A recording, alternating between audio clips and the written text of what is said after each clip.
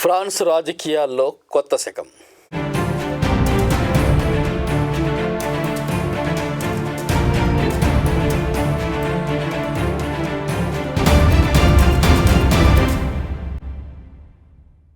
ఇటీవల France parliament ఎన్నికలు జరిగాయి. ఈ ఎన్నికల ఫలితాలు, వాటి ప్రభావాలపై ప్రపంచవ్యాప్తంగా విస్తృత చర్చ జరుగుతోంది. ఈ ఎన్నికల అనూహ్య ఫలితాలు దేశంలో రాజకీయ సంక్షోభానికి, అనిశ్చితికి కారణమవుతాయన్న భయాలు కూడా ఉన్నాయి. ఫ్రాన్స్ అంతర్గత విధానాలపై, విదేశీ సంబంధాలపై కూడా ఈ ఫలితాల ప్రభావం బలంగా ఉంటుంది. 577 సభ్యులు ఉన్న ఫ్రాన్స్ పార్లమెంట్లో 289 సభ్యులు ఉండటం మెజారిటీకి అవసరం. న్యూ పాపులర్ ఫ్రంట్ ఎన్ఎఫ్పి భారీ ముందంజ సాధించింది. 180 స్థానాలు గెలిచి గత ఎన్నికల కంటే 49 స్థానాలు ఎక్కువ సంపాదించింది. అయితే మెజారిటీకి 100 సీట్ల దూరంలో ఉంది. అదేవిధంగా ప్రెసిడెంట్ మాక్రాన్ యొక్క ఎన్సాంబుల్ అలయన్స్ పార్టీ భారీ నష్టాన్ని చవిచూసింది. కేవలం 159 స్థానాలు గెలిచి గత ఎన్నికల కంటే 86 స్థానాలు కిందకి జారింది. మేమే గెలువబోతున్నాం అంటూ ప్రచారంతో హోరెత్తించిన అతివాద పక్ష నేషనల్ ర్యాలీ ఆర్ఎన్యుఎక్స్డి 142 సీట్లతో 3వ స్థానంతో సరిపెట్టుకోవలసి వచ్చింది. చివరగా సెంటర్ రైట్ రిపబ్లికన్స్ ఎల్ఆర్ 39 స్థానాలు మాత్రమే గెలిచింది. ప్రభుత్వం ఏర్పాటు చేయడానికి వామపక్ష న్యూ పాపులర్ ఫ్రంట్, మాక్రాన్ యొక్క ఎన్సాంబుల్ పార్టీలు జతకట్టే అవకాశం ఉంది. ప్రపంచవ్యాప్తంగా ఇప్పుడు రాజకీయాలు మారుతున్నాయి. ముఖ్యంగా గతంలో ఇస్లామోఫోబియా ప్రచారం చేసి గెలుపొందిన పార్టీలు ఎదురు దెబ్బలు తింటున్నాయి. మతతత్వాన్ని నమ్ముకున్న పార్టీలను ప్రజలు తిరస్కరిస్తున్నారు. భారతదేశంలో నరేంద్ర మోడీ నాయకత్వంలోని బీజేపీకి పెద్ద దెబ్బ తగిలింది. మెజారిటీని కోల్పోయి సంకీర్ణ ప్రభుత్వం ఏర్పాటు చేయవలసి వచ్చింది. అదేవిధంగా బ్రిటన్లో కన్సర్వేటివ్ పార్టీ చారిత్రక పరాజయాన్ని ఎదుర్కొంది. లేబర్ పార్టీ ప్రభుత్వం ఏర్పడింది. ఇప్పుడు ఫ్రాన్స్లో మారిన్ లేపెన్ నేతృత్వంలోని మతతత్వ పార్టీ కూడా పరాజయం ఎదుర్కొంది. ఇరాన్లో సైతం అతివాద ప్రభుత్వం పోయి మితవాది మసూద్ పెజెష్కియాన్ రాష్ట్రపతిగా ఎన్నికయ్యారు. ఫ్రాన్స్ విషయానికి వస్తే మాక్రాన్ నాయకత్వంలోని సెంట్రిస్ట్ కూటమి 2వ స్థానంలో నిలిచింది. వామపక్ష సంకీర్ణం అనూహ్య విజయాలు సాధించింది.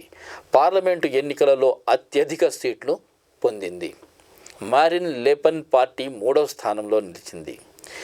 ఏ కూటమికి కూడా పూర్తి మెజారిటీ లేకపోవడం వల్ల ఫ్రాన్స్ ఇప్పుడు రాజకీయ, ఆర్థిక అస్థిరతకి గురయ్యే పరిస్థితులు ఏర్పడ్డాయి. ఫ్రాన్స్ అధ్యక్షుడు మాక్రాన్కు ప్రజల్లో పరపతి బాగా దెబ్బతింది. ఆయన ఇప్పుడు ఒక బలహీనమైన, మెజారిటీ లేని, మిత్రపక్షాలపై ఆధారపడిన సంకీర్ణ ప్రభుత్వాన్ని నడపవలసి వస్తుంది. ఫలితాలు వచ్చిన వెంటనే ఫ్రాన్స్ ప్రధాని గాబ్రియల్ అటాల్ రాజీనామా చేస్తున్నట్లు ప్రకటించాడు. పరిస్థితి ఎంత సున్నితంగా, ఎంత తీవ్రంగా ఉందో దీన్ని బట్టి అర్థమవుతుంది. మాక్రాన్ నాయకత్వంలోని సెంట్రిస్ట్ కూటమికి మెజారిటీ దక్కలేదు. అనేక ఒత్తిళ్లతో కూడుకున్న సంక్లిష్ట రాజకీయ పరిస్థితులను మాక్రాన్ ఎంత సమర్థవంతంగా ఎదుర్కొంటాడో వేచి చూడాలి. పైగా అనేక విషయాల్లో తీవ్రంగా విభేదిస్తున్న ప్రధానితో కలిసి ప్రభుత్వాన్ని నడపవలసి ఉంది. ఇప్పుడు అధికారం చేపట్టిన కొత్త కూటమి మాక్రాన్ విధానాలను చాలా విషయాల్లో వ్యతిరేకిస్తుంది.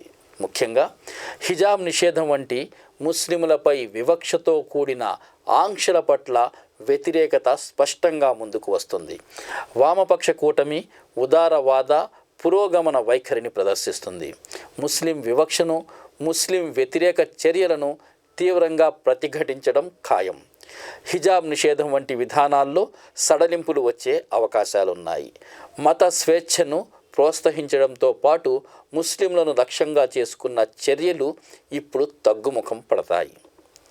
విదేశీ విధానాల విషయానికి వస్తే వామపక్ష కూటమి అంతర్జాతీయ సమస్యలపై మాక్రాన్ విధానాన్ని ప్రభావితం చేస్తుంది.